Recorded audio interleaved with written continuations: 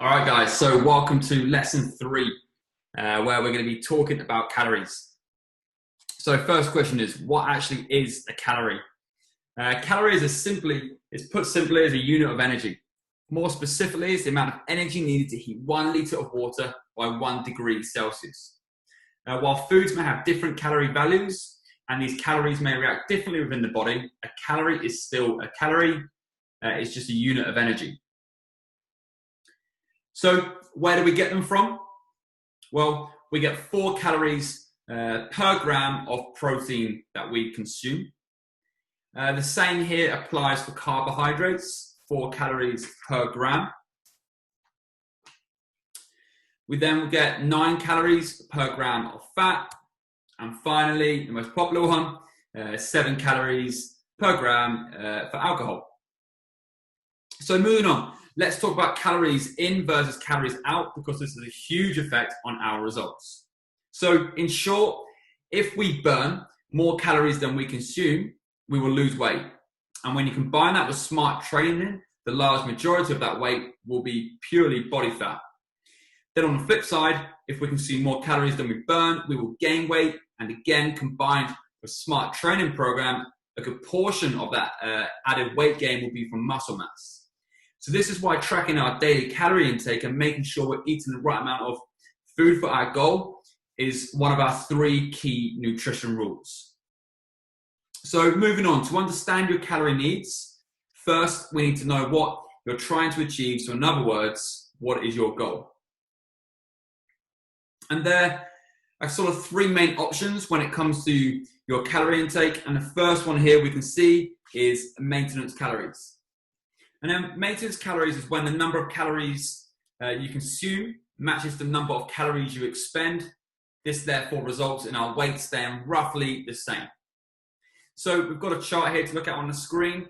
As you can see, the dotted line at the top is the amount of calories this person needs each day in order to maintain their weight. So as you can see, that's 2,500 calories a day, or a total of 17,500 calories per week. So if this person eats 2,500 calories a day, then they will remain roughly the same weight as their calorie intake has matched their calorie expenditure. Hopefully that makes sense. So maintenance calories is when calories in essentially matches your calories out, and this results in us being the same weight or keeping our weight stable. Moving up, number 2 is our calorie deficit. So here we are expending more calories than you consume, and this is vital if you have a goal of losing some body fat. Now, if you're like most people, you've tried loads of different diets, and some will have worked, some didn't, but when you realize, whether you realize it or not, it's just a case of being in a calorie deficit. Honestly, that's how every single diet on the planet works when it comes to fat loss. There are no exceptions. They all work in the same way, and that is by controlling your calorie intake. So this slide here represents a few examples. We'll go through a few individual ones. One to look at, which isn't on that particular slide, but a popular one, which you probably all know, is the Atkins diet.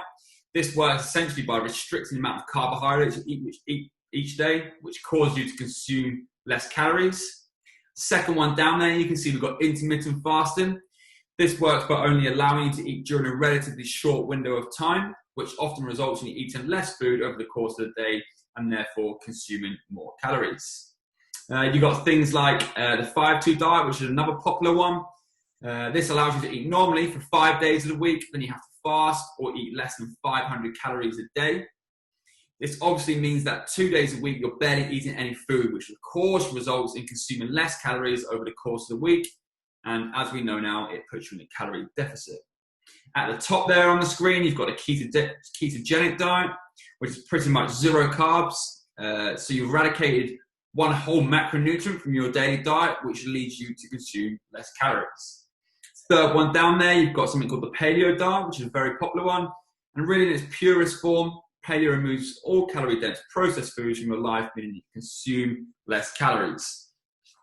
A popular one is Slimming World, or something like Weight Watchers, where they use point system to control the amount of food you eat every day, which if you do, you get and you do it correctly, you end up consuming less calories. In all honesty, the list could go on, but I think you probably get the idea now. All diets work for fat loss by controlling your calorie intake in some way, shape or form. So when it comes to fat loss, calories matter, and there's plenty of science out there to prove it. In fact, in 2017, there was a study which basically reviewed all the available scientific literature and came to the unsurprising conclusion that for weight loss, the calories in versus calories out model is strongly supported by all available scientific evidence. So let's take a little bit further look into this calorie deficit. And you can see here on the screen, we've got, going back to that graph, again, the dotted line at the top is the amount of calories this person needs each day to maintain their weight. So as you can see, 2,500 calories a day or 17,500 calories over the course of the week. Now let's say this person only consumed 2,000 calories a day, represented here by the white bars. That's about 500 calories less a day than the body needs to stay the same. This means we've created a calorie deficit, and over the course of the week, they've consumed 3,500 less calories than they've expended. Now, as a rough guide, if you didn't know, 3,500 calories equals roughly to 1 pound of body fat, which means this person should now be on track to lose about a pound of body fat each week. Now, there are different ways to create a calorie deficit, as you can see on the screen here. The first is to lower your calorie intake, like we just showed you in the previous charts. The second is to increase your activity levels, which is something we'll talk about later in the video. And thirdly, and probably the most common way really, is to use a combination of the both. So keeping a slightly higher food intake while at the same time increasing our energy output by being more active. All right, so let's move on. And as you can see now, we're going to look at the calorie surplus. This is when calories in is greater than calories out, leading to weight gain. This usually happens in two instances. First, if we're overeating and over-consuming calories and gaining body fat.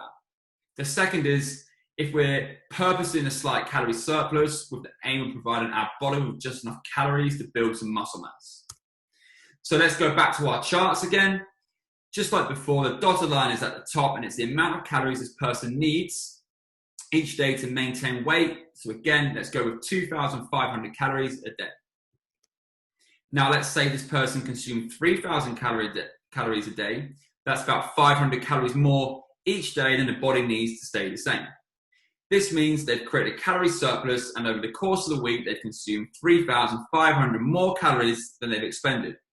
This will obviously lead to weight gain, and with the right training, a good portion of this extra calories can be converted into muscle mass. But for most people over time, this is what leads to the big gains in body fat. But instead of being a consistent calorie surplus, like you can see here on the chart, often what happens is at the weekend, they tend to cause themselves weight gain. So as you can see on this chart, all week, this person is eating roughly the amount of calories they need to stay the same. Sometimes it might even be a little bit less. Then on a Saturday and Sunday, they blow over the target by 1,000 calories each day by having takeaways and alcohol, and now they're in a calorie surplus for the week and gradually gaining body fat. So look, calories really matter, especially when we're trying to make positive changes to our body. That's why we want you to track every day and get as close as you can to the calorie targets your coach has set for you.